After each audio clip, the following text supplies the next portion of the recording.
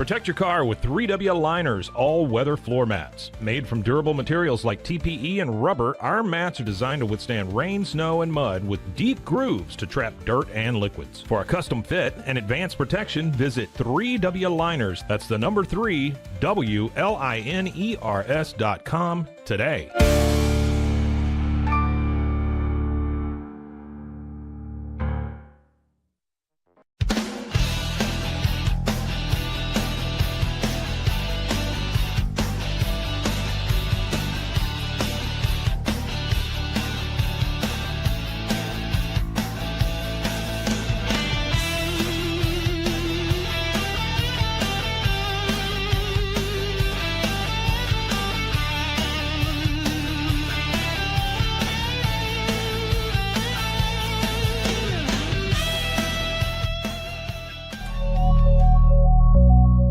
Cases, innovation drives us. Since 2008, we've been creating cutting-edge technology products that make your life easier. With a focus on performance, design, and customer service, we're here to help you work smarter, not harder. Join us on our journey to simplify your world. Visit acasis.com today. That's ACASIS.com today.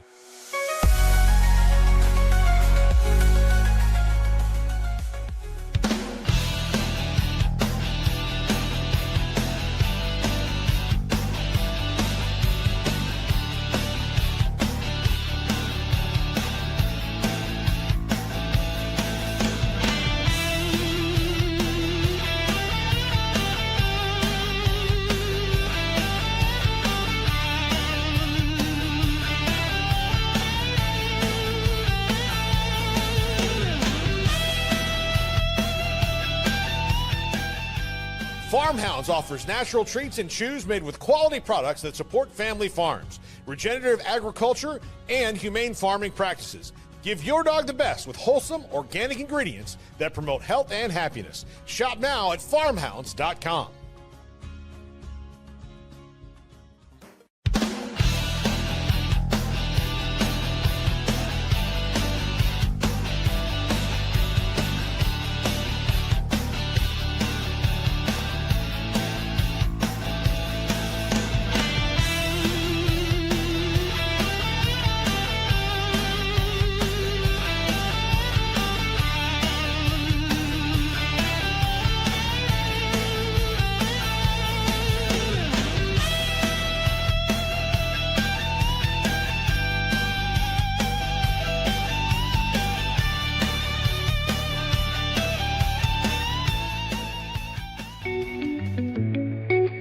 Unlock a world of convenience with Mully Box, your one-stop solution for personalized subscription boxes delivered right to your door. From gourmet snacks to unique finds, each box is tailored to your tastes. Experience the joy of surprises. Subscribe today at mullybox.com. That's MULLYBOX.com.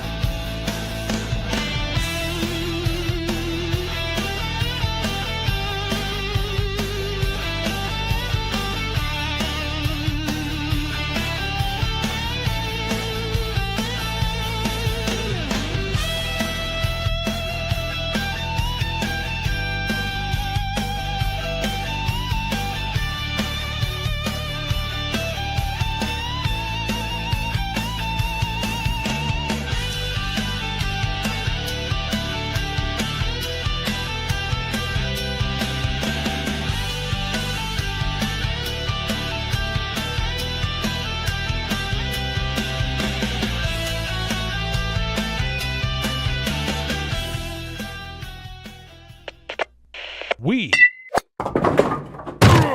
are Rogue Media Sports.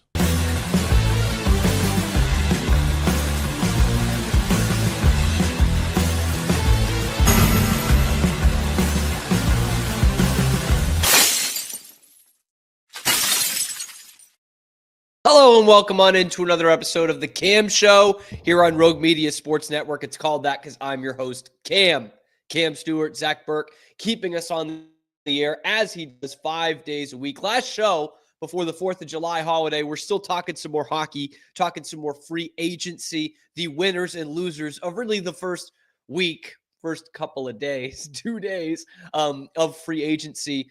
Who is out there getting better?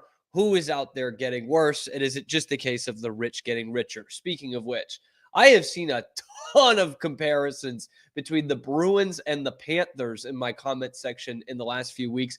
And it's pretty simple, the huge difference between these two teams. We will go over that very simple difference in the second segment. And then, because today's technically working like a Friday, it's a Zach and Cam special for the third segment. We're going to talk about our fictional player draft. One player, each of the 4 major sports that isn't real, that is from TV or movies that we would start our team with. All that and more coming up on this episode of The Cam Show, powered by Rogue Media Sports Network. Now, real quick, before I get into the winners and losers of this, those of you watching, most of you are new to the channel. We've had a great week and a half, but those of you who have been watching for even longer know I'm a huge Liverpool FC fan.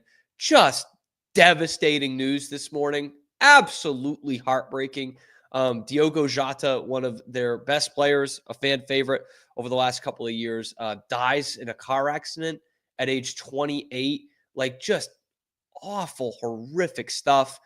He had just had a surgery, it was a lung surgery. They told him to not fly. He was going back to England, and they advised him not to fly. So he and his brother were driving up through Spain to take the ferry to England and got in a car crash, and they both died in it. Just horrid stuff. He just got married 2 weeks ago, childhood sweetheart, mother of his 3 young children.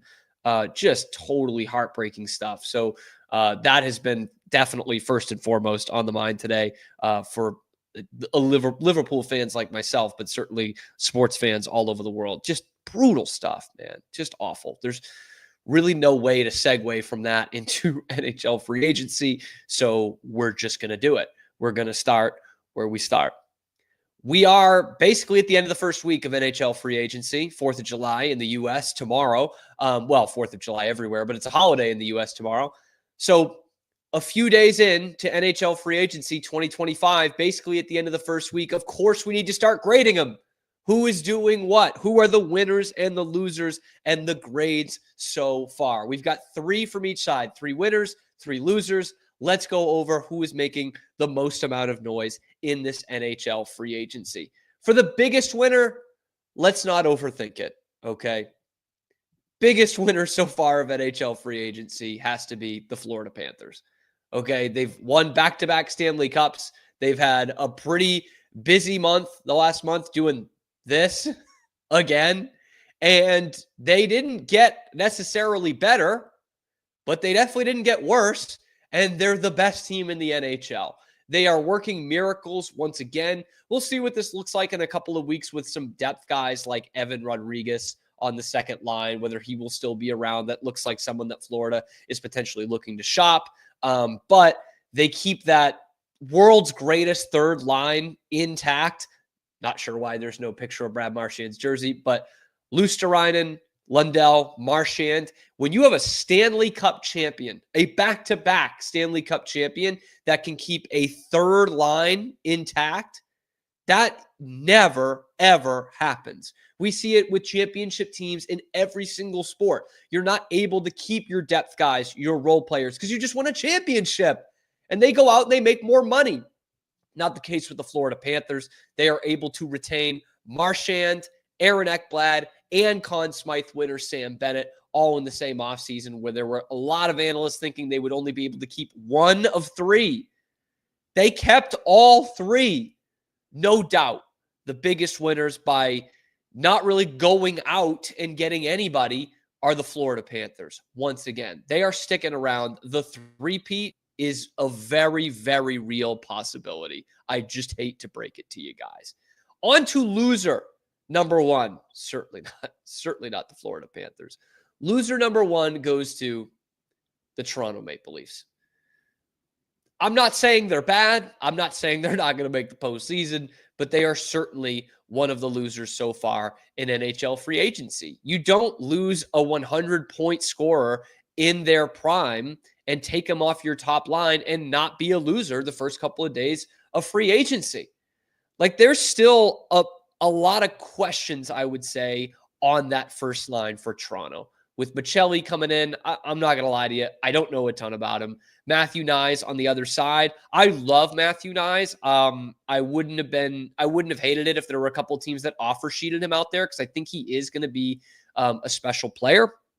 But he is someone who scored 20 goals once. You need to get some consistency out of him.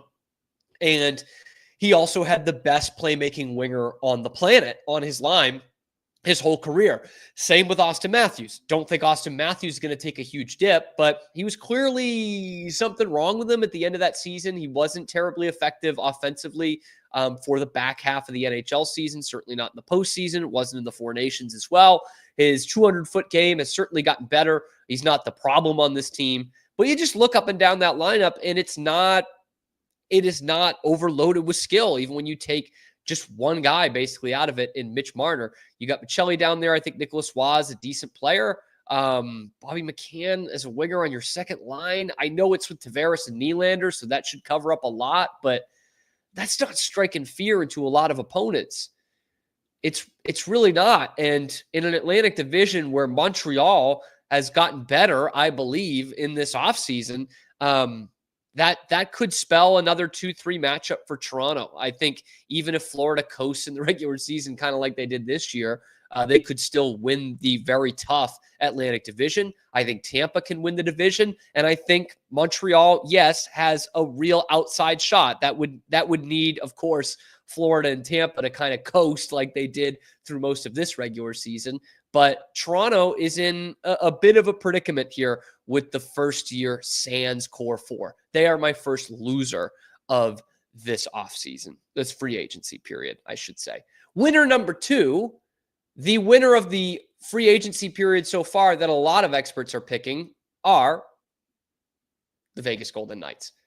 A lot of experts, a lot of analysts saying these are the number one winners of free agency so far because of the Mitch Marner deal. I'm sticking with Florida because they were the best team in the league the last 2 years, and they kept everybody, which is so difficult to do for a championship team. But for Vegas, of course, the reason why they're a huge winner is adding Mitch Marner. I know there's questions about Mitch Marner and parts of his game, but the bottom line is this. He is a 100-point scorer. Just once, but he's also been at 95 or above. I want to say like 2 or 3 other times. He is the best playmaking winger in the league. He's one of the best defensive wingers in the league, or at least one of the best two-way wingers in the league. And you got him in his prime at something of a discount. I'm not going to get way into the state taxes thing, but I think there are a lot of other teams that would have had to pay Mitch Marner $14 million a year. Vegas goes 8 by 12. He obviously becomes the highest paid player on their team. And for this year anyway, we'll see if Jack Eichel goes in free agency. But for this year anyway, in 2025-26, they've got one of the scariest first lines in all of hockey, man. Dorofeyev, Eichel, and Mitch Marner. That is a lethal top line. That's as good as anybody in the NHL on the top line. And then that second line ain't too shabby either to have a 30-goal scorer at centering your second line like Tomas Hertl alongside Mark Stone and Ivan Barbashev. That is fantastic. Their depth is still pretty good.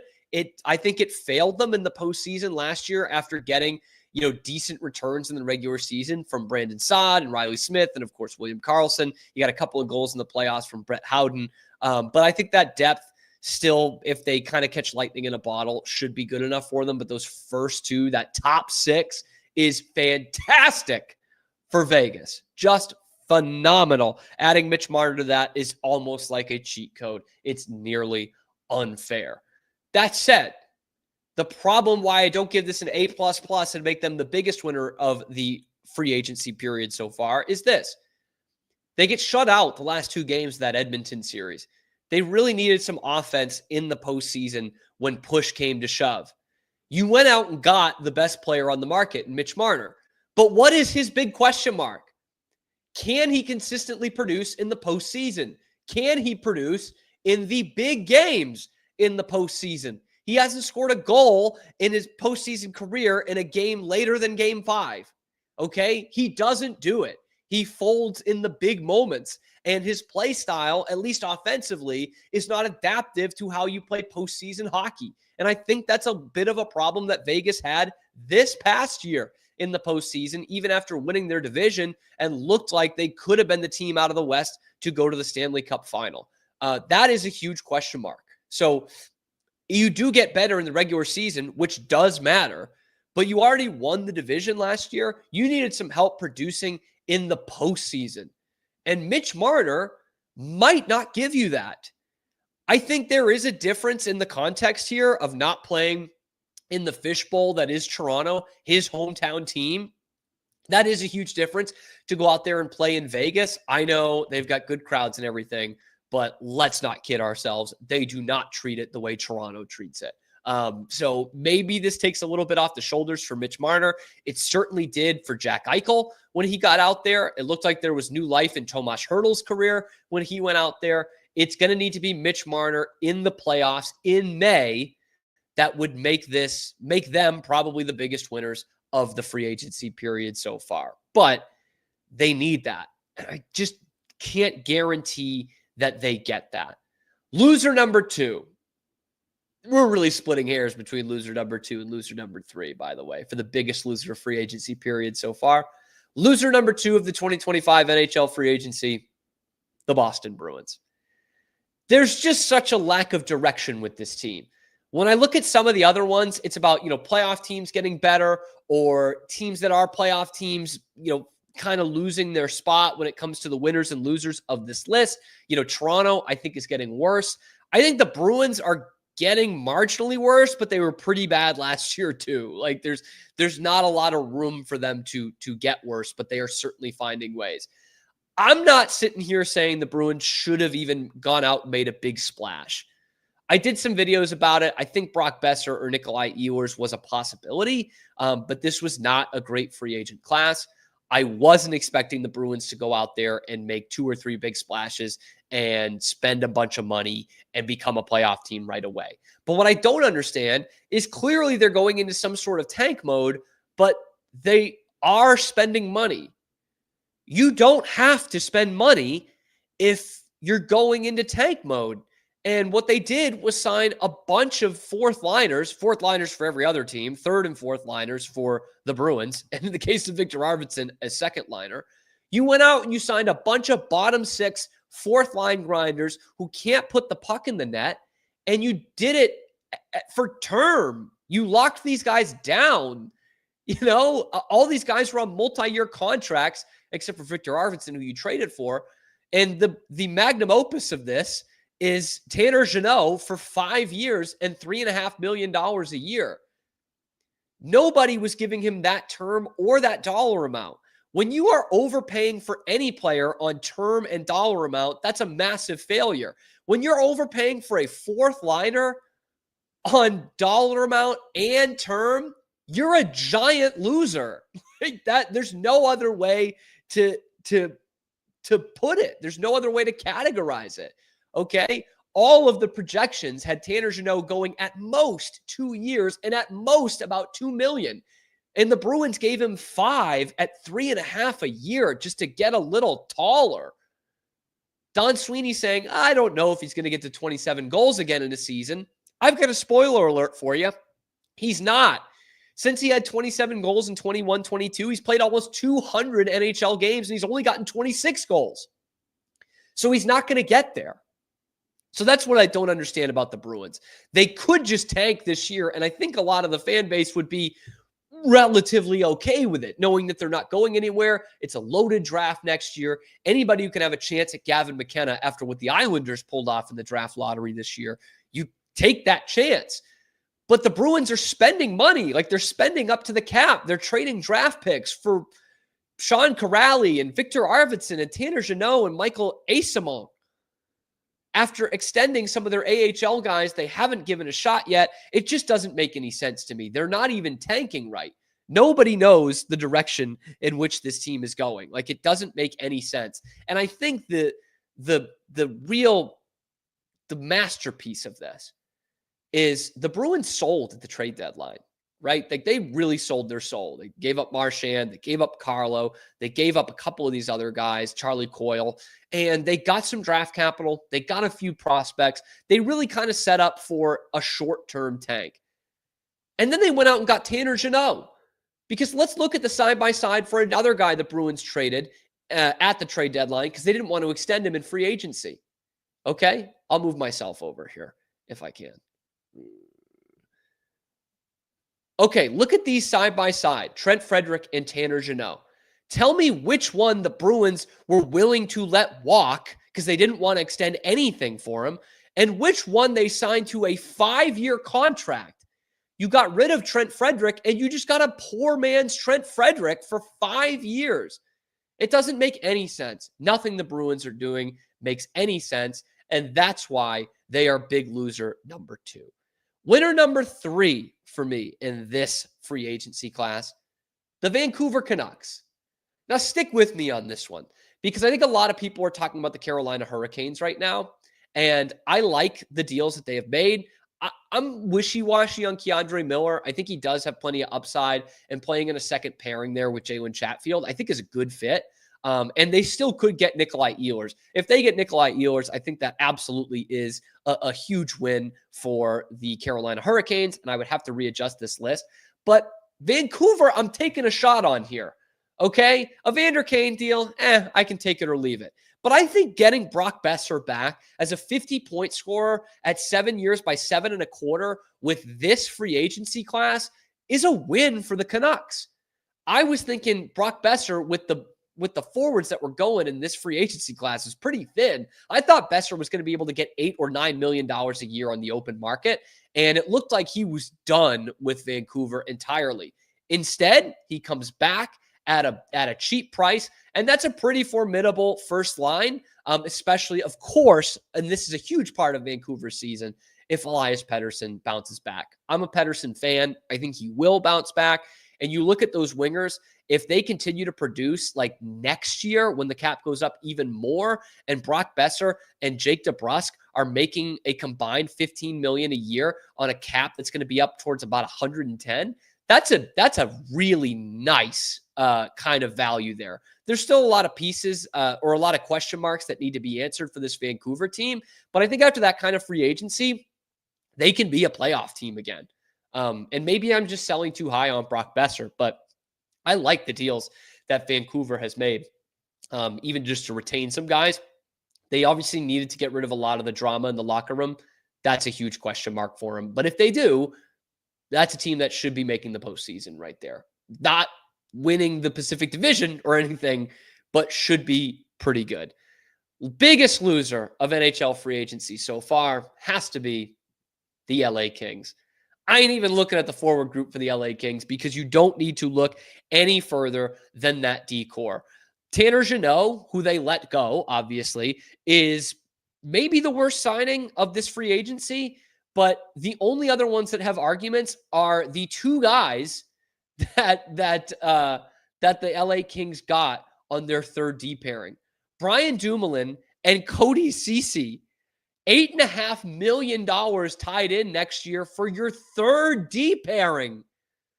What are you doing, man? This is a team that was not far off, has not been far off the last couple of years. I would have loved to see the Kings actually add some offensive talent. Instead, they went in on defense with new GM and new coach, and they're tying up $8.5 million in their third D pairing. So weird one, man. They didn't let a lot of quality go out the door, right? Gavrikov, you can say. I'm wishy-washy on that one. Tanner Jeannot, Caleb Jones, David Rittich. I don't even know who that goaltender is. And so you didn't let a lot walk out the door for a team that's been banging on the door the last couple of years. You add Armia, Corey Perry, take it or leave it. But Cody Ceci and Brian Dumoulin, the writing has been on the wall for those guys the last year or two that they are not what they used to be, even if what they used to be was overrated. And they went out and got him for $8.5 million for your third D pairing. In no way, shape, or form is that smart. No way. LA Kings, biggest loser of free agency so far. But let me know what you guys think. Let me know your biggest winners, your biggest losers in this first week of free agency. Let me know in the comments section below. What did I get right? What did I get wrong? Be sure to like the video, subscribe to the channel if you are excited about your team's outlook on the 2025-26 season. And Bruins fans, you can like and subscribe too, because we all know how that goes. Anyway, thank you guys so much for tuning in. We're going to roll on in just a second, but check out all the other videos on the channel. We come to you live at high noon Eastern time every weekday, and then wherever you get your podcasts as well. I'm your host, Cam Stewart. Zach Burke keeps us on the air 5 days a week. We roll on with more hockey talk on this Boston sports show. I keep hearing comparisons between the Boston Bruins and the Florida Panthers, and if, the Bruins just make this quick fix, they'll be like the Panthers. That cannot be further from the truth. And I will tell you exactly why the Boston Bruins are not even close to the Florida Panthers. And it's pretty simple. It's coming up next on The Cam Show. We'll be right back after these quick words from our sponsors. This is Rogue Media Network.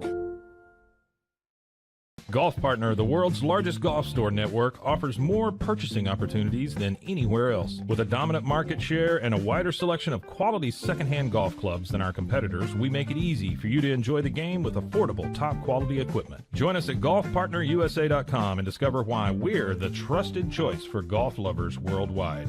That's GOLFPARTNERUSA.com. Golf Partner. Since 2003, Bluehost has been empowering people to harness their brands online with innovative web hosting solutions. Trusted by over 2 million users, we're the longest-running WordPress.org recommended host. With Bluehost, you get a safer, better web experience, supported by the world's most popular site builder, and backed by our commitment to open source projects. Visit Bluehost.com today and take your website to the next level. Experience the future of secure private cloud storage with Internix. Protect your files with end-to-end encryption, ensuring your data stays private and accessible only to you. Enjoy seamless, fast storage without compromising security. Visit Internix.com today and take control of your digital life. That's INTERNXT.com today. Apollo Neuro is a new kind of wearable that helps your body recover from stress. It's like a wearable hug for your nervous system that helps you calm down and feel better. The Apollo wearable will send gentle vibrations to your body, like a song you can feel instead of hear. You feel better, you sleep better, and you can get back to being yourself. Learn more at apolloneuro.com. And now, back to our show. Welcome back to the Cam Show on Rogue Media Sports Network. Let's continue the hockey talk, shall we? It's very easy in the list of winners and losers of the 2025 NHL free agency class to have the Panthers very much in the winners category again, and the Boston Bruins very much in the losers category again. And I've been going over it the last few days, critiquing what the Bruins have done in free agency. They've gone out and gotten a bunch of fourth liners. They're trying to get tougher for the second year in a row, and it just doesn't work that way in today's NHL. And I've gotten a ton of pushback on that from a lot of Bruins fans, mainly saying, what do you mean they don't want to get tougher? Oh, you think it's all skill? Look at what the Panthers are doing. Yes, the Panthers are tougher than the Bruins in way more ways than just dropping the gloves and hitting teams along the boards, okay? To just say that the Bruins needed to go out and get Tanner Jeannot and Sean Corrali so they can get a little grittier to keep up with the Florida Panthers is completely insane. Because while the Bruins are doing this and bringing these stiffs along, the Florida Panthers are doing this for the second year in a row. And it's actually pretty simple why the Florida Panthers are way, way better than the Boston Bruins. And yeah, most other teams in the league too. There's two little things that I use to break this down. The first one, I was so happy that someone put in the comment section of the Instagram channel, which is at The Cam Show. If you have not followed that yet, we're posting shorts every day. Instagram Reels, I believe they are. And someone had said, look at the Panthers. Look how tough they are. Why wouldn't you want to get tougher? And another fan responded, yeah, the Panthers are tough. They also have the best 200-foot center in hockey, a 50-goal scorer, a point-per-game power forward, a 40-goal scorer, 3 defensemen who have received Norris votes in multiple seasons, and a goalie with 2 Vezina trophies. But yeah, they win because they're tough. That's it. That's it versus the Panthers versus anybody else. And if you are a GM of an NHL team and you're trying to make your team tougher to compete with the Florida Panthers, they've already beaten you. They've already kicked your ass. Okay? And the beauty of the Florida Panthers, because there's not a lot of beautiful things I find in the Florida Panthers, the beauty in how Bill Zito runs his team is it's actually super duper simple. The way Bill Zito manages this roster is super simple, and yet there are so many teams around the league that do not do it and do not appreciate it. I read this incredible Substack article, very short, but very good Substack article yesterday. It is by Jonathan Willis, who used to write for The Athletic. Now he's doing this Substack, talking a bunch of hockey. And he basically says it like this: stop wasting money on depth guys. Third liners, fourth liners, sixth and seventh defensemen, they are a dime a dozen. They are completely expendable. And yet most of these teams don't realize that, and they keep spending money on those guys, spending valuable capital and money on fourth liners. The Panthers don't do that. And he breaks it all down. Okay? Thomas Nosek, fourth line center, $775,000. Jesper Boquist, fourth line wing, $1.5 million. AJ Greer, fourth line wing, $850,000. Jonah Gadjevich, 13th forward, $775,000. By the way, almost all of these guys are on one-year deals. Dmitry Kulikov, number 5 defenseman, $1.15 million. Jeff Petrie, number 6 defenseman, $775,000. They had Nate Schmidt on a one-year deal, $800,000. Uvis Balinskis, number 7 defenseman, $850,000. Daniel Tarasov, number 2 goalie, $1.05 million. That right there is why the Panthers are crushing everybody else. And that right there is why the Panthers are so much better than the Boston Bruins. They have not been afraid to take risks, make hockey trades, and they don't spend money on depth guys. They don't do it. And they've got the best third line in hockey. And yeah, they just spent $5.5 million to bring Brad Marchand back. The other 2 guys on that line aren't making money. The fourth liners aren't making money. Meanwhile, the Bruins are out there spending $3.5 million a year on a 5-year contract for a career fourth liner.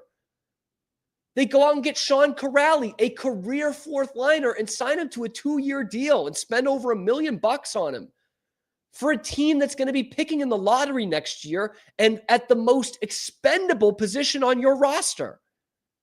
It just doesn't make any sense at all. Bill Zito is playing checkers and everyone else is trying to play chess. Like, it's actually so simple what he's doing. He's not playing chess. It's simple, man. These guys, it's like a Moneyball thing in baseball. Like, these guys play such a small role for you. Okay, they score the least amount of points. They have the least amount of time on ice, and they don't play special teams. Why are teams like the Bruins overpaying for that? It's actually ridiculously easy to figure out why these 2 teams are in such different places. The Panthers win Stanley Cups because they identify talent, they pay premium for it, and everyone else, they'll just take on one-year contracts. Like when they won the Cup a couple weeks ago, they had all the guys who hadn't won the Cup before skate around before the guys who had won it did it. And there was like 7 guys because they signed them to one-year deals. Why would you need to sign AJ Greer to a 3 or 4 year deal, or Tomas Nosek? Jesper Boquist, all guys who have been in the bottom 6 for the Bruins in the past that they let walk, and the Panthers sign them for cheap money while they're going out every year and locking down multi-year contracts for fourth liners. It's so simple. And yet, why don't these other teams understand that? There are some other teams that do, don't get me wrong. Like The Oilers got back with a lot of new depth pieces. Did they overpay? Probably a little bit. Victor Arvidsson, $4 million a year. But that's what separates the great teams from the really good teams. And what separates the Panthers from the Bruins is a completely different organizational philosophy. The Panthers definitely want some tough, but they want skill, and they went out and got it. They've drafted it. They've drafted skill. They have developed skill. They have signed skill in free agency. They have made bold-ass trades to bring more skill in here. The Bruins won't do that. The other major difference between the Panthers and the Bruins is this. The Panthers have better prospects, better players, a better coach, a better coaching staff, and a better general manager. All across the board, they are so much better than the Boston Bruins. So don't get in that goddamn comment section. Don't get in the comment section and tell me it's because the Bruins aren't tough enough. They were second in the league in fights last year. They were 28th in goals, and the Panthers are paying peanuts for their depth guys. No wonder they could go out and extend Bennett, Marchand, Ekblad, because they're paying fourth liners what they're worth, and that's $1 million or less. The Bruins refused to do that. Shit, Peter Chiarelli refused to do that. And they won a Stanley Cup. They had some damn good teams, but they had a bunch of multi-year deals with no move clauses for fourth liners, and it just didn't make any sense. It doesn't make any sense now. There's a chasm between the Panthers and the Bruins, and there's a huge reason why. They value their players correctly. They value them correctly. All those guys I just listed there, right? Who do we have? Tomas Nosek, AJ Greer, Jesper Boquist. None of them is making over $1.5 million. So for 1, 2, 3, 4, 5, 6, 7, 8 guys, they're paying less than $10 million. It's that simple. For the bottom 8 guys on the Florida Panthers roster, they are paying less than $10 million on next year's cap. The Bruins are spending nearly half that on 2 fourth liners in Tanner Jeannot and Sean Corrali. That doesn't make any sense at all. It's a complete difference in organizational philosophy.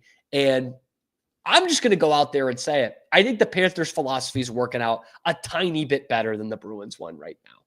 But let me know what you think in the comment section below. Why are the Panthers and the Bruins so different? Let me know in the comments. Be sure to like the video, subscribe to the channel. We have gotten over 200 subscribers in the last week. That channel is busting, so you don't want to miss out on all the hockey topics that we are bringing here live on YouTube, high noon Eastern time, 5 days a week. Then wherever you get your podcasts as well. Check out the other videos on the channel and catch up with the guys like me, Zach Burke, keeping us on the air. I'm your host, Cam Stewart, bringing it to you 5 days a week.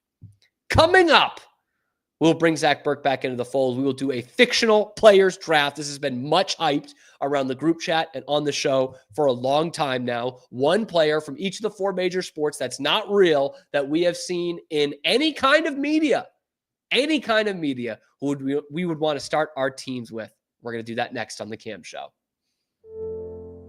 We'll be right back after these quick words from our sponsors. This is Rogue Media Network. At Open Goal USA, we're revolutionizing training for both soccer and lacrosse with our innovative portable rebounders. Perfect for players of all ages and skill levels, our rebounders improve accuracy, control, and technique in both sports. Built with premium materials for durability and ease of use, they're ideal for training anywhere, anytime. Whether you're perfecting your soccer game or sharpening your lacrosse skills, Open Goal USA has you covered. Visit OpenGoAAALusa.com and elevate your training today. Relax with Hemp Delicious. Organically grown hemp, massively blended with delicious organic herbs, responsibly sourced for their holistic benefits. Each sip offers calming, antioxidant-rich wellness. Brewed just for you. Sip the calm with Hemp Delicious. Find your blend at hempdelicious.com. Introducing Muck Off's classic pink bike cleaner, powered by revolutionary nanotechnology that breaks down dirt and grime on a microscopic level while protecting your bike's delicate finish. Developed by our mad developer Alex and tested by riders, our products are made by riders for riders. Discover more at us.muc-off.com, where we break the mold to bring you the best in bike care. Visit roguemediamusic.com for more music.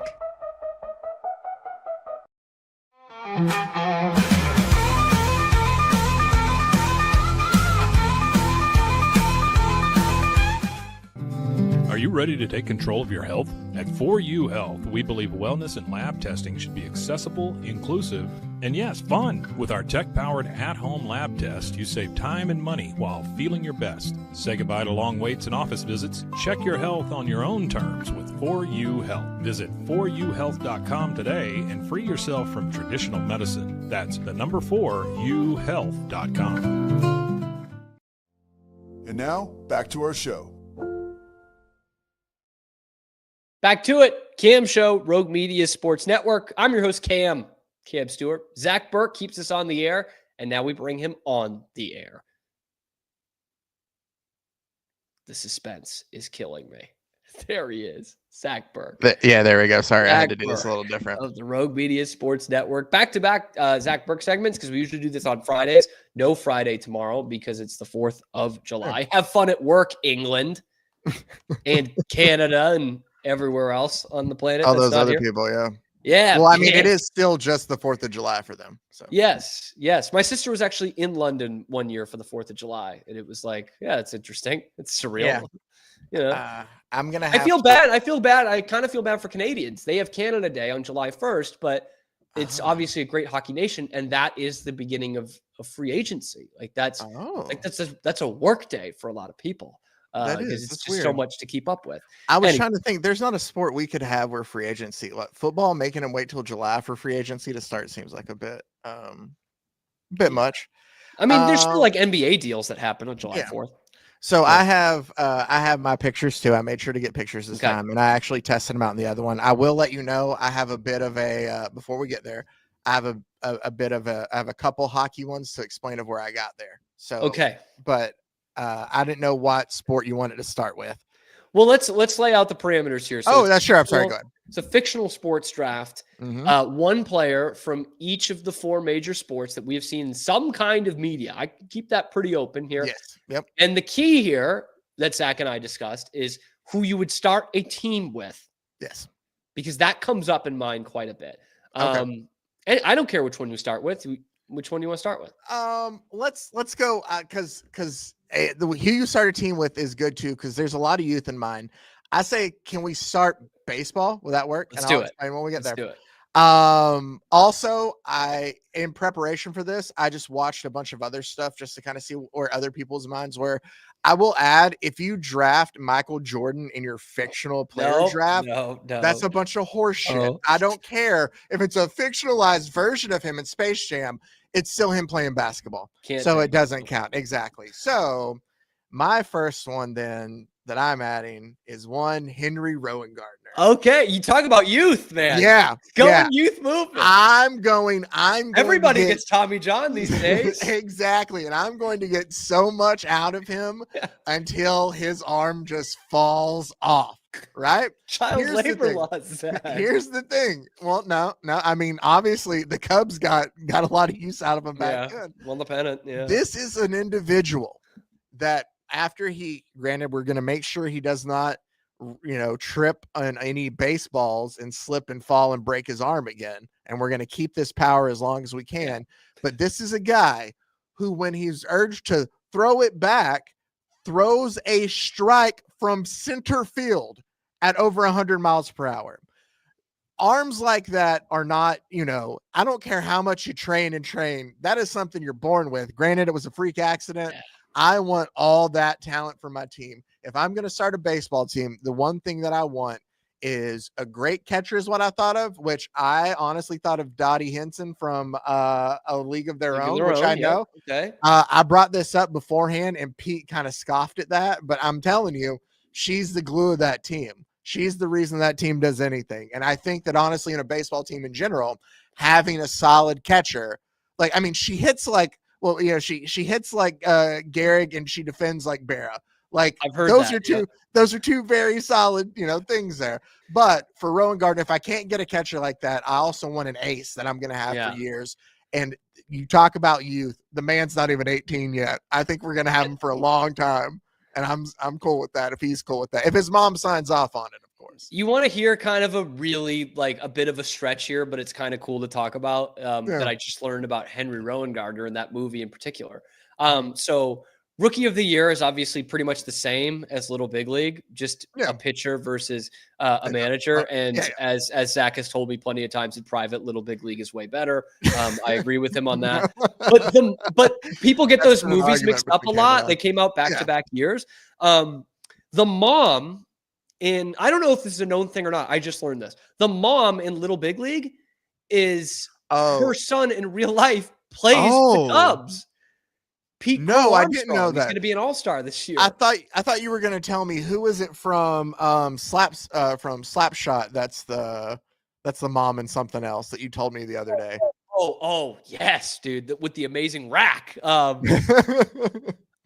the mom in A Christmas Story. Okay, that's what it was. And God, 1 second for that, because she comes on screen after her and Paul Newman have just done it. She's got this incredible like 70s kind of droopy rack, and she's having this very erotic conversation about how her husband's away all the time, and she just starts banging her female friend, and it's like so hot. And that's the mom in A Christmas Story. We'll hear more from Slapshot, by the way, but. You go youth in baseball. I went the opposite direction. I am looking Moneyball, not the movie, but I'm looking Moneyball tactic, untapped potential, untapped value. And I am going with, of course, of this picture, Crash Davis. I'm not going with the kid, Nuke LaLoosh. I am going with Crash Davis in this one because here's what I never understood about the movie fundamentally. Maybe this is too much baseball in me, but Crash Davis is a good defensive catcher, knows how to call a good game. We see that plenty of times throughout the movie. And he makes Nuke LaLoosh, the bonus baby, into a real pitcher, right? Gets him called up to the majors. He is a switch hitting catcher with power. Find me one of those, Zach, please. I'll wait. That is like the biggest premium in baseball, okay? Good defensive catcher, switch hitting, power hitter. I don't give a shit if he hits 220 for his entire career. That's pretty good for a power hitting catcher. Like, this is Jason Varitek with a little more pop, who can actually throw guys out. I am starting a team around that dude. I don't care how old he is. And if he's bringing Susan Sarandon around, talk about another great rack. Okay. I am taking Crash Davis. No, that's a solid. I was trying to think. God, somebody like Sarandon is on in that movie. Does somebody like Adley Rushman count? Isn't Adley a switch hitter? Yeah, he's having a tough that's year. True. But yes, I'm just trying to think of like Adley Rushman was the number 1 pick in the draft. Yeah. So that's who you're starting your team around. So I get that. No, I'm all for Crash. I also kind of love the, like you talk about, he turns Nuke into an actual pitcher. I tipping pitches and stuff. I kind of like, like I said, when I talked about wanting an ace, I want that catcher that's going to be, he's building that ball club. He sees what the rest of your team needs. Like, oh, all right, he's acting a little too Hollywood. I need to, he knows that he's the glue that holds the team together. So I'm with you. If I wasn't going ace, I was going to go catcher. So, I'm going to go this one next, just so we don't save it till later and it's a little more uneventful then. Okay. And it's just because we have the same one. Oh, all right. Let's do it. I don't know if our reasoning's the same, but when it comes to football, I picked one Bobby Boucher. Yeah. And the reason I went with him is because linebacker position, not necessarily the smartest. I get that, but there's two types of linebackers in my mind that I want. I either have the field general out there that's helping everybody line up, that knows where everybody's supposed to be. That's my captain out there. And then there's my absolute beast that's just there to disrupt and to tear up and to wreak havoc. It's my Bill Romanowski type, but you know what I get with Bobby Boucher? I get a Bill Romanowski who's not going to be a crazy son of a bitch off the field too. Like he's going to listen. He's going to be a controlled menace for me. Exactly. And that is why I love him. He will go out there. He will absolutely fuck shit up on the field, and then he will listen to me as a coach off the field. And I love that. So he's the best of both worlds. He just is somebody who will absolutely wreak havoc on all offenses. So I obviously went with Bobby Boucher as well, as Zach said. This was a bit of a tough one at first. I almost went with a guy who physically looks pretty similar, and Paul Wrecking Crew. I believe he won an MVP in the NFL. But the point shaving thing and the record, the criminal record, did kind of turn me off to Paul Crew a little bit. So like this is a classic. Don't overthink this one. Bobby Boucher took the Mud Dogs to instant legitimacy, man. Took them to the Bayou Bowl. Like don't overthink this one. They were a laughingstock for years. And all of a sudden, this unknown Bobby Boucher comes in and turns the Mud Dogs into a legitimate Power 4 program. That's a guy who you're starting your team around. No one has had more of a singular effect on a team sport quite like Bobby Boucher. So easy one for football. Absolutely. In my research, just this made me think of it. Did you realize there is actually a fictitious athlete Hall of Fame? I almost don't want to spoil too much of this. I want to do this next week. I want to do this. I know. I don't know. I didn't know. Okay, that was all. I was just going to add. I came across that while that is fantastic. So we agreed on football, and I completely agree with the reasons on there. I will go ahead and go with. I think I'm going to move on to basketball next. Okay. And for me, it's youth again is a big thing in this. And you talk about untapped potential, and I'll get into that more with the next pick. But for this one, I love youth. I know that for every LeBron, there is a Sebastian Telfair, but just based off who his dad was and just how I think, the type of skill he inherited. I know it's a rocky relationship there, but I am taking one Jesus Shuttlesworth as who I'm building my team around. It's honestly enough. I know I said no, Michael Jordan. When I thought about basketball players, like there's just a lot of people are going, and I went back and forth. But for some reason, a lot of great basketball movies that are real. That's the problem. That's the problem I found with this one. And so like somebody like Jimmy Chitwood. Yes, like that was one of the ones I thought of. But technically he'd be fictitious, but yeah, that's true. But that's like Bobby Joe Hill. But to me, like that's Klay Thomas without that's Klay Thompson without the D. Like, I want something a little bit more. And I'm looking at a diamond in the rough, a little more potential, I think, in Jesus Shuttlesworth. Like, obviously, there's a reason all the colleges in the world were putting out all the full blitz to get them there. And, Rick Fox is helping trying to recruit. Out of all the basketball movies, for some reason, when it comes to an individual, for a lot of reasons, but He Got Game always like comes back to me of just like how great Jesus should be on that next level. Yeah. And that is why I'm going with him. Yeah. In that same vein, because the problem I had with Jesus in the end of it was the priorities. And we're talking about starting a team. You got to think about priorities. And the other guy I really thought of would be great, like just player to start a team around, Neon Badeau. Of Blue Chips, and Ricky Rose, of course, would be good. The Penny Hardaway character probably would have been good too. But they're all wanting money. They're all wanting money the slimy way. So I'm picking a guy who just said, you know what? I'm going to get my money the right way. High school to the NBA, going to be the #1 pick in the draft. Again, I take that into account when we're talking about starting a team. Yeah. And that is Ty Crane of Coach Carr. Okay. And the thing that, didn't you watch this recently too? I did a couple months ago. Yeah, I feel like we talked about it. Go ahead. And look, are you going to say I'm talking about priorities? But all in the movie, Ty Crane is pretty brash, right? He's very confident. Let's just say that he was going to be the #1 pick of the draft. And what I like about Ty Crane, he's supposed to be a center, but clearly more of a wing guy. He can handle the ball a little bit. Came through in the clutch.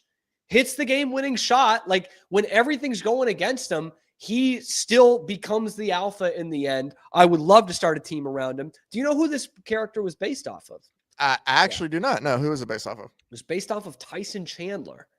Oh, I don't know that I would start a team around Tyson Chandler, but was still a pretty damn good pro, right? Like I would argue that for a high school guy going to the pros, if you're going to tell me I'll get Tyson Chandler, I'm okay with that. I would take that. No, that's the thing. Like I said, there's so many, like, Better than LeBrons Telfair. and it's Sebastian Tell. Like, you can go through the full list of all that. But I would say that Tyson Chandler is a guy that was for sure underrated on a lot of teams of like how big of an impact he had. I think he was very, I think he was very crucial to that Dallas title. Yeah. And as a Rockets fan, I can tell you in the series in 2017, 2018, when they lost to the Warriors, in game 7, when Chris Paul gets hurt, he's a big part of that team too, though, of the defense for that team. Tyson Chandler was always a solid defensive part. So yeah, our defensive player. So if that's who I'm getting straight out of high school, I would totally take that every time. We'll go into the last one. And I have a couple pictures for this, so just bear with me. Okay. As I know that I haven't seen Slapshot, so that I was missing a huge chunk of potential hockey players there. I haven't watched, I've watched Miracle, but that's based on an actual, true event, so I can't really use that. So a movie that I obviously loved as a kid was Mighty Ducks, so it would make sense. Youth movement. I would take, youth movement too. And so as I try to find the art, and I can't right here, there we go. So everybody would think, okay, oh, come on. Oh, I need to remove these. It won't. All right, I'll remove them. I'll remove 2 right now. We're running out of room in the StreamYard. So. Yeah, we are. Okay, so as I find it again, I figured everybody would be like, okay, the person you need to get, Charlie Conway, right? Sure. That would be the conventional wisdom. That would be what everybody thinks. No, I don't think that, because I think it makes more sense, obviously, to go with Adam Banks. Charlie Conway gave up his jersey so Adam Banks can. Charlie Conway knows himself that he is not the best player on the team, that it's Adam Banks. But no, it is not Adam Banks. Do you want to know who the best player from Mighty Ducks is? Let's see who you're starting your team around here. Gordon Bombay. And here is the reason why. He did have a bunch of records, didn't he? He scored in his last year of Pee Wee hockey 198 goals in 14 games. Cam, I'm not the most affluent when it comes to hockey. A little more than a point per game. If you tell me somebody can score, well, no, it's 16 and a half goals a game. I don't know how good Wayne Gretzky was in his youth. I have to guess he's not 16 and a half goals a game. Probably not. Good. He did have a Pee Wee season where he scored 400 points. Still, okay. But that's probably, but they probably played like 30 games, 50 games. And all it takes, granted, I know you can argue his mental, like if he has the mental capability for the game, I'll get that, because all it takes is the coach and the one missed shot that I'm pretty sure, it's been a while since I've watched the movie, I'm pretty sure they didn't even lose the playoff game. Like that was to not go into overtime. Like, but still, and he just gave up. And he just gave up and was like, no, I'm going to become a defense attorney. And I know you're also arguing with me, but Zach, he does could have been making more money than NHLers back then. To be totally fair, that's totally big time defense attorney in the Twin Cities probably could have. Yeah, and I know you'll also argue, Zach, didn't he try? Yeah, no, he did try with the Minnesota the Waves, but he gets hurt like that before he even gets to get to the NHL, and that's later on. This isn't straight out. If he keeps applying that skill that he is developing, Gordon Bombay might have been the next Wayne Gretzky easily. And so I will be building my team around Gordon Bombay. Not as a coach. As a coach, he's 9-4-1, which is just, it's okay. But he's not like some great hockey savant that everybody thinks there. Yeah. But as a player. Not Scotty Bowman. Yeah. Yeah. As a player, that is who I'm banking it on. So there you go. All right. I had some thoughts about Gordon Bombay. I did. I had some thoughts about Rob Lowe and Youngblood. Had some thoughts about the Fast Kid in Mystery Alaska. Had some thoughts about a couple of the Slapshot guys. You can't take one Hanson brother. That just doesn't make any sense. Ned Braden was the leading scorer in the Federal League.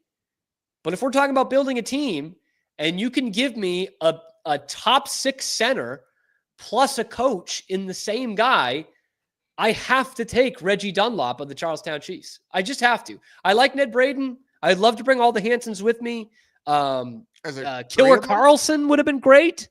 I don't build a team around a goalie, so I'm not taking Pepe Le Pew there, but I am taking Reggie Dunlop. Clearly found a strategy that for his team worked and turned the season around. And sometimes that's what the greatest coaches do. You know, to take from another sport, in soccer, the Republic of Ireland in the late 80s took on Jack Charlton, who did not play a fantastic brand of football. In fact, it was very boring, but they qualified for their first ever European Championship. They qualified for their first ever World Cup. They made it to the quarterfinals of the World Cup, which they had never done before or since. So sometimes you just need to bring in a play style. Reggie Dunlop does that. And damn, man, he got to sleep with the mom from A Christmas Story, Tug. Like, he's got some game there. So I am picking Reggie Dunlop to start my team on the ice. I mean, I still need to see the movie, but the way you describe it it's one of the greatest comedy movies of all time. I guess that's a call to action then. Tell us who you would start your teams with in the comment section below. What did we get right? What did we get wrong? Thank you to Zach. And I hope he enjoys his 4th of July holiday. I hope that's the same for all of you watching. We will be back on Monday as we do 5 days a week live on YouTube right here, and then wherever you get your podcasts as well. Check out the other videos on the channel, talking Boston sports, mostly hockey, as it has been taking off. So like, subscribe. It helps out the channel a ton, and you can find out whenever we're going live and dropping videos. I'm your host, Cam Stewart. Zach keeps us on the air every weekday. We will see you on Monday on a little ditty that we like to call The Cam Show.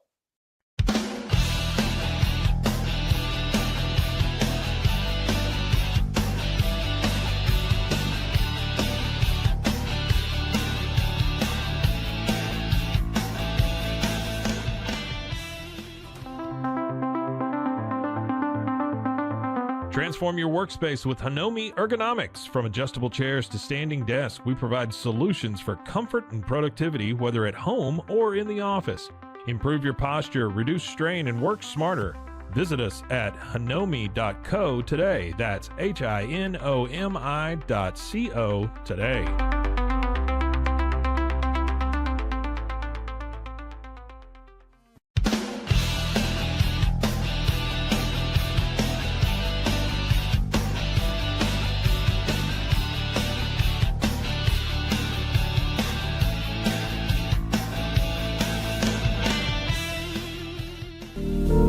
Experience the future of secure private cloud storage with Internex. Protect your files with end-to-end encryption, ensuring your data stays private and accessible only to you.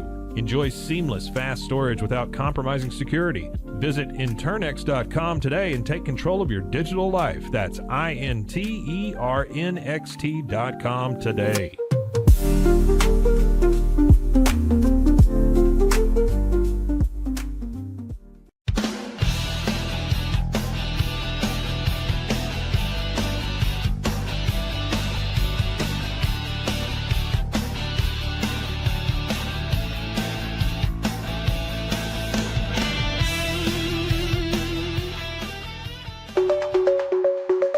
Protect your online privacy with NordVPN. Browse securely, access content from anywhere, and keep your data safe with military-grade encryption. Whether at home or on the go, NordVPN ensures your digital freedom. Stay secure. Download NordVPN today at nordvpn.com. That's NORDVPN.com.